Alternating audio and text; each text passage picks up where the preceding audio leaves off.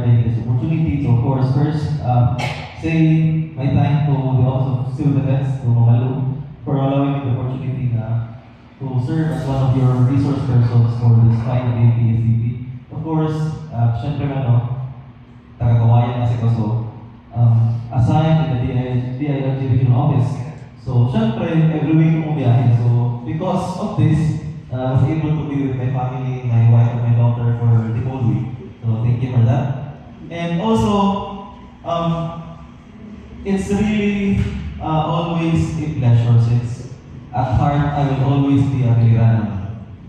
So it's always a pleasure to help any LGU in Biliran, to give back whatever little knowledge I may have regarding anything.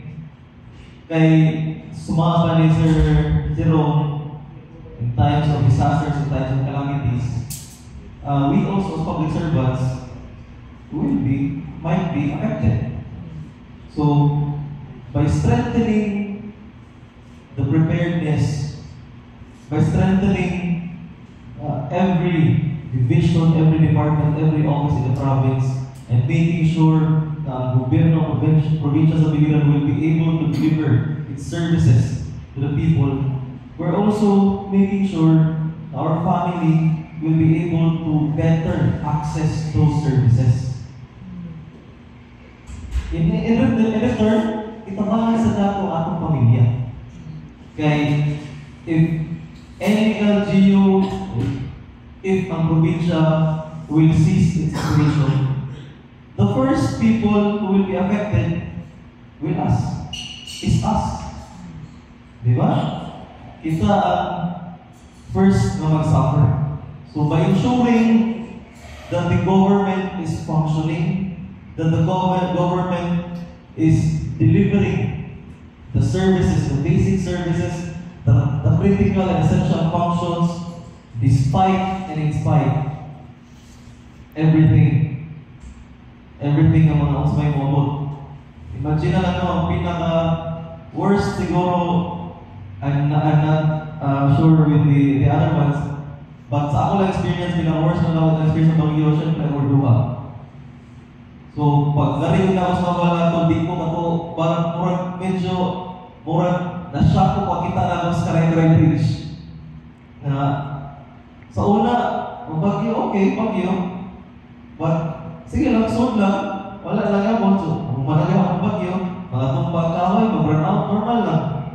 Pero that time, mga time na buba ang infrastructure, buba ang bridge, buba.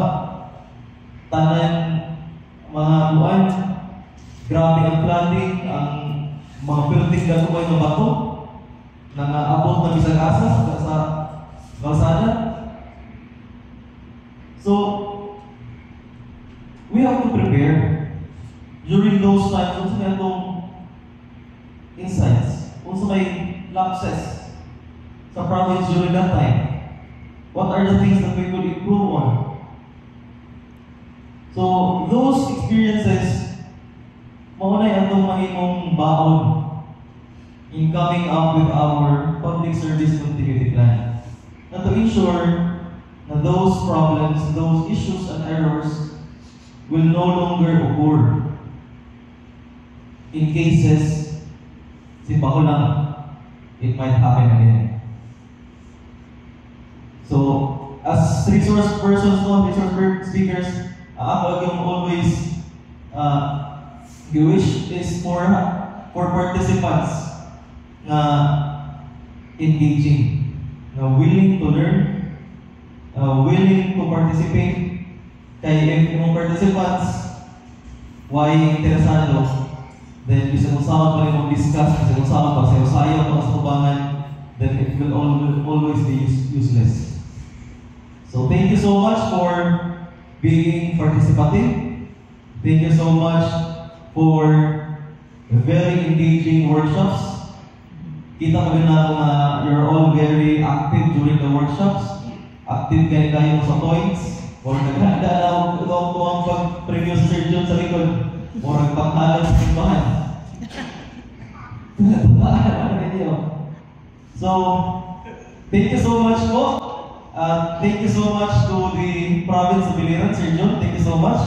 And with that, turn over na ako microphone. Thank you. Thank you, Sir.